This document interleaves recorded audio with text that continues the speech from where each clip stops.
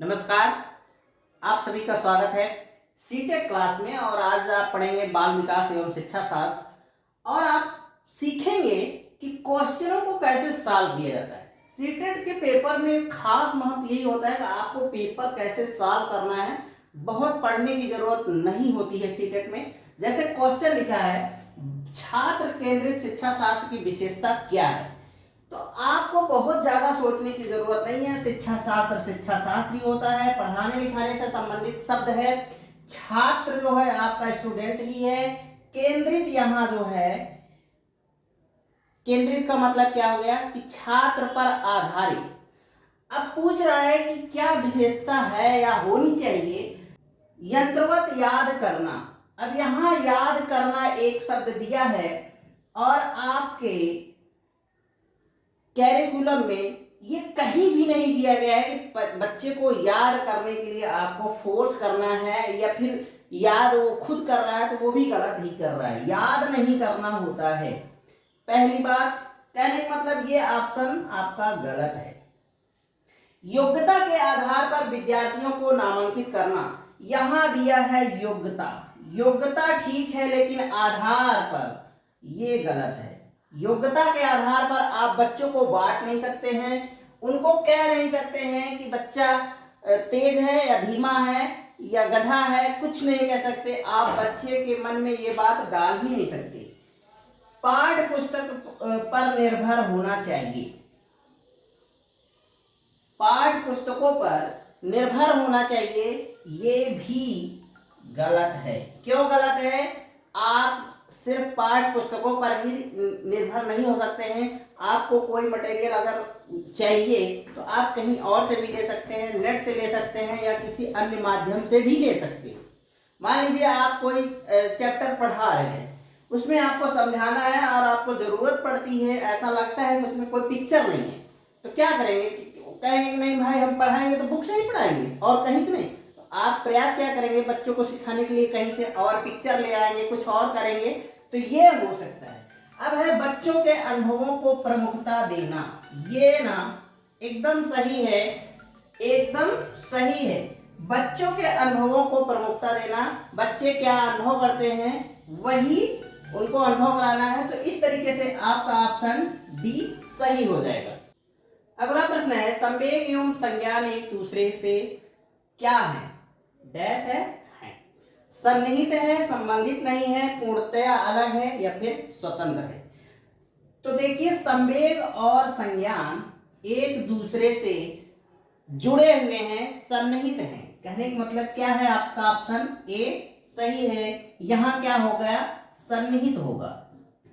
अगला क्वेश्चन है आपका, संरचनावादी ढांचे में अधिगम प्राथमिक रूप से क्या है? ये क्वेश्चन है, अनुबंध द्वारा अर्जित है, अवबोधन के प्रक्रिया पर आधारित है, यंत्रवत याद करने पर आधारित है या फिर प्रबलन पर केंद्रित है। तो सबसे पहले आप जानिए कि संरचनावादी है क्या।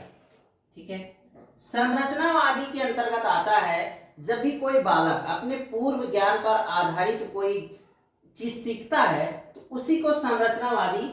अधिगम मतलब होता है सीखना। ठीक है, आप सभी जानते ही होंगे। संरचनावादी का मतलब आप समझ रहे हैं ना। और संरचनावादी जब पूर्व ज्ञान पर कोई बच्चा सीखता है तो वो क्या होता है? वो होता है अवबोधन। ठीक है, अवबोधन का मतलब ही होता है ज्ञान को, पूर्व ज्ञान को ग्रहण करना या सीखना। यह तो इसी प्रकार से यह क्वेश्चन आपका ऑप्शन बी सही होगा। अगला प्रश्न है आपके सामने, अनेक घटनाओं के बारे में बच्चों को द्वारा बनाए गए सहजानुभूत सिद्धांतों के संदर्भ में एक शिक्षिका को क्या करना चाहिए? बार बार याद करने के द्वारा एक सही सिद्धांत को बदल देना चाहिए। तो बार बार याद करना ये शब्द जो है इस ऑप्शन में ये पूर्णतः गलत है। प्राकृतिक प्रमाण एवं उदाहरणों को प्रस्तुत करके बच्चों को सिद्धांतों को चुनौती देना, तो ये सही हो सकता है। लेकिन अभी भी हम सी और डी को ऑप्शन को देखेंगे, क्योंकि सीटेट के पेपर में होता क्या है कि दो दो ऑप्शन भी सही होते हैं। बच्चों के इन सिद्धांतों को अनदेखा कर देना चाहिए। तो भाई बच्चों को अनदेखा तो करना ही नहीं है किसी भी कीमत पे, तो इस तरीके से ये भी ऑप्शन गलत है। बच्चों को दंडित करना चाहिए, तो दंडित करना गलत है। बच्चों को कभी दंडित नहीं करना है आपको, ये बहुत खास बातें होती हैं। अब बचता क्या है? बचता है आपका बी, कहने का मतलब आपका बी ही सही होगा। अब अगर इसको देखें, जैसे प्राकृतिक प्रमाण एवं उदाहरणों को प्रस्तुत करके बच्चों को इन सिद्धांतों को चुनौती देना चाहिए। क्यों चुनौती देना चाहिए? क्योंकि ये जो सहजानुभूत सिद्धांत है, सहजानुभूत का मतलब सूक्ष्म चीज का आकलन करना, छोटी चीज का आकलन करना, उस पर कोई सिद्धांत बनाना, उस पर कोई अपनी अवधारणा बनाना। तो अगर किसी प्रकार से सहजानुभूत सिद्धांत में कोई कमी है तो उसको शिक्षिका को जो है बच्चों को चुनौती देना है, उदाहरणों के माध्यम से उनको सही तरफ ले जाना है। क्योंकि होता क्या है कि बच्चे गलत अवधारणाओं को भी ग्रहित कर लेते हैं और उसी हिसाब से आंसर करते हैं। तो आपको जो है उनको ये नहीं बताना है कि आप गलत बता रहे हैं, बस ये आपको बताना है कि आप कैसे उनको सही तरफ ले जा सकते हैं। उसको चुनौती दीजिए, उसको सही से बताने का प्रयास करिए उनको, ठीक है। तो ये है इस क्वेश्चन का आंसर। अगला क्वेश्चन, बच्चों के अधिगम प्रक्रिया में भागीदारी करने के लिए लगातार पुरस्कार देना व दंड का प्रयोग करने से क्या प्रभाव पड़ता है? आपके सामने 4 ऑप्शन हैं। बच्चों का प्रदर्शन आधारित लक्ष्यों के बजाय निपुणता पर ध्यान देने के लिए प्रोत्साहित करेगा। अधिगम में बच्चों की स्वाभाविक अभिरुचि तथा जिज्ञासा कम होगी। बाहरी अभिप्रेरणा कम होती है या फिर आंतरिक अभिप्रेरणा कम होती है। तो दोस्तों अगर इसको देखा जाए, पहला ऑप्शन देखो, बच्चों का प्रदर्शन आधारित लक्ष्यों के बजाय निपुणता पर ध्यान देने के लिए प्रोत्साहित करेगा। ये सही है, लेकिन पूर्णतः नहीं सही है। क्योंकि जो अच्छा काम कर लेगा वो तो पुरस्कार पाएगा, लेकिन जो ना कर पाया वो क्या होगा?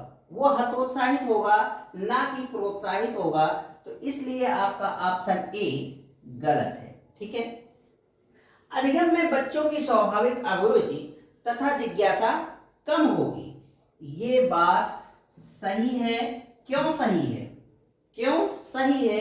तो ये भी जानिए कि अगर आप बार बार किसी काम को करने के लिए पुरस्कार और दंड देने का प्रयास करेंगे तो जो जीतेगा वो तो खुश हो जाएगा, लेकिन जो हार गया उसको दंड का शंका बना रहेगा और जीतने वाला भी शंकित रहेगा, सशंकित रहेगा कि वो जीतेगा कि नहीं जीतेगा।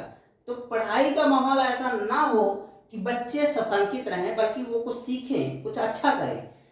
तो इस तरीके से आपका ऑप्शन बी सही हो जाएगा। बाहरी अभिप्रेरणा कम होती है और आंतरिक अभिप्रेरणा बढ़ती है, तो ये दोनों भी गलत है, ठीक है। तो इस तरीके से ये इसका ऑप्शन बी सही होगा। तो चलिए अगला क्वेश्चन देखते हैं।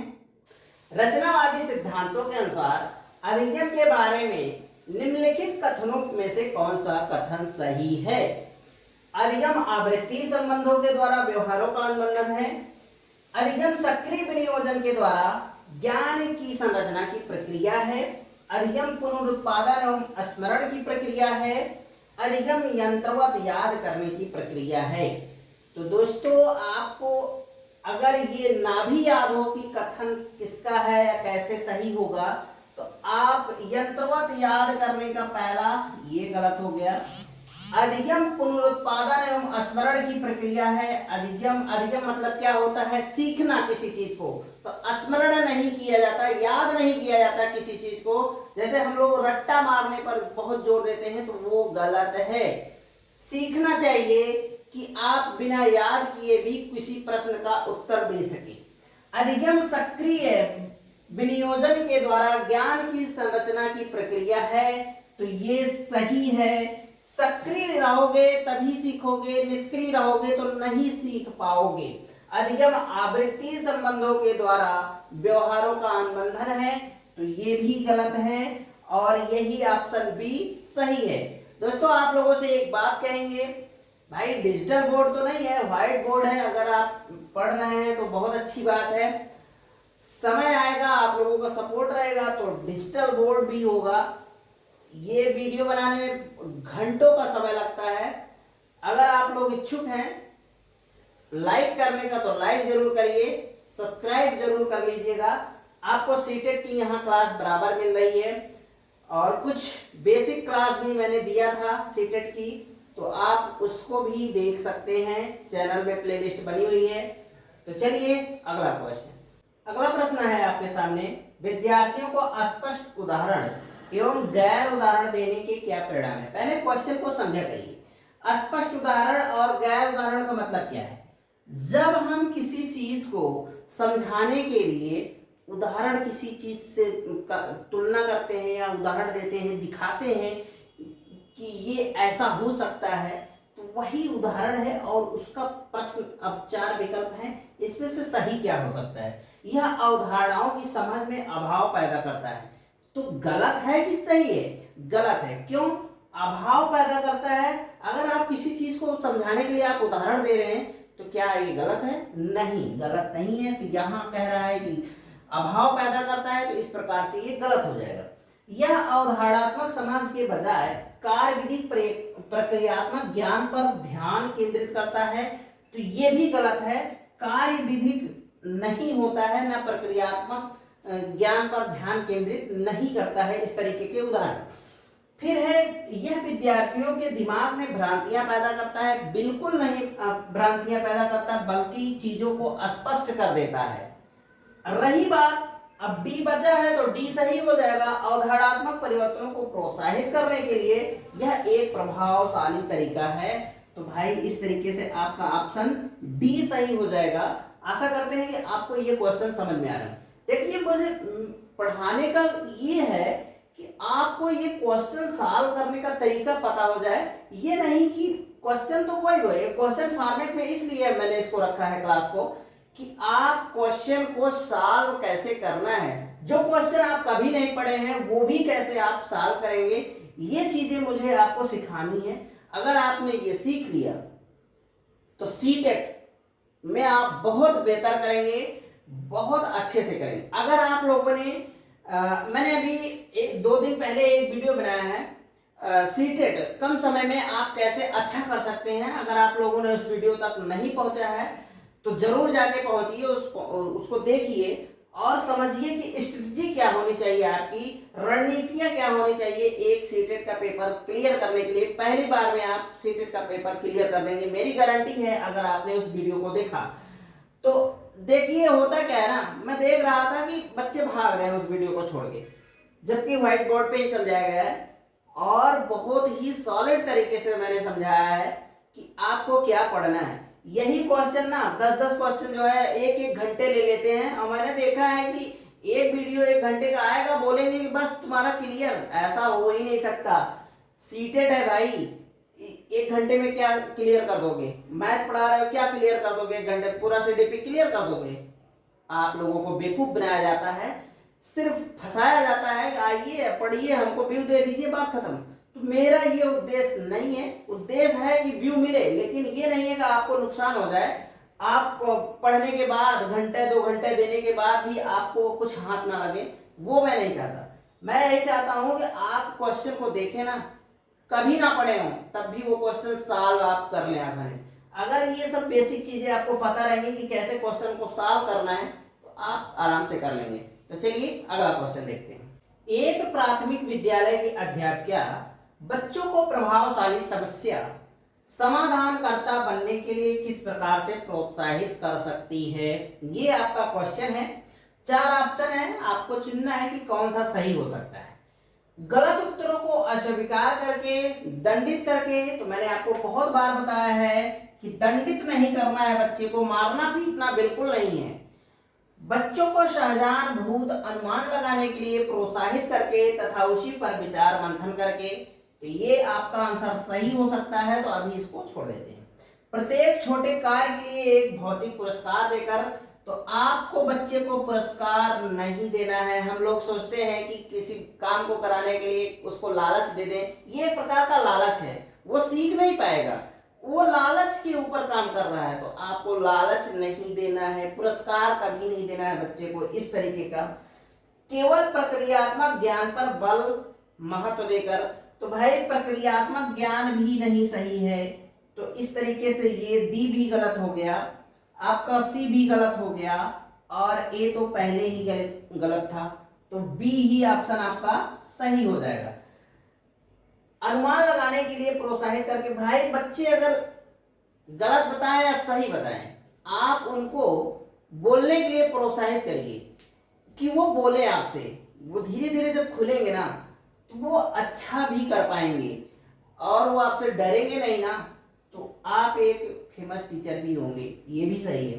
तो इस तरीके से आपका ऑप्शन बी सही हो जाएगा। तो चलिए अगला क्वेश्चन देखते हैं। क्वेश्चन है, निम्नलिखित में से कौन सी प्रथाएं सार्थक अधिगम को बढ़ावा देती हैं?